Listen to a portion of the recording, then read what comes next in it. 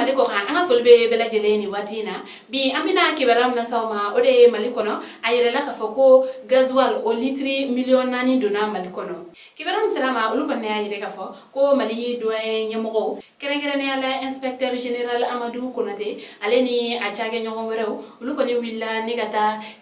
gasoil ka o litri million nani ka okumbe kadona e malikono ayela fa ko ni gasoil nunu ko ni ko ubora Guinée Conakry nunu tara akumbe mali aleni Guinée frontière la ni oye kure mali kawla dona fa ko ni do labanna gasoil ko ale ko ni ngela le do malikono ko sebe kawla dona fene ka fa ko station chama ere kon be no ni oye taji freyoro ye ko ulu ko ni chama kele be ka uga gasoil freyoro datu sabla u te ka gasoil soro ka di client ma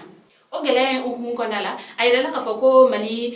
couranceau ni oye énergie du Mali ni ulu fene ka barakela mbado e gasoilier ni ote ulu ere kon ka bara chama be no otna na sika ke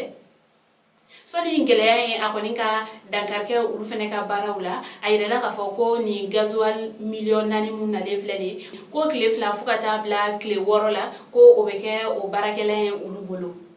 wa alibi kayire ka fo ko ni konte gasoil ko koni joroba ne sabla ko gasoil ale koni ngelea o bora Russie ale di Ukraine ka bembalia kelembe no abora olila ko ka mali koni ta juguya ko sabe ni yoro to tay ko o sababu era kon fene wala embargo la sabla mali ni alamini jamana nun koni njelala ko fente bo fente do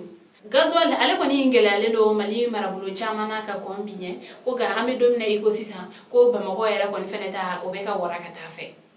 ambal ma ni kibaronde ko mambulu kada kuluka ani je aka kuluma jala aka be anyogona were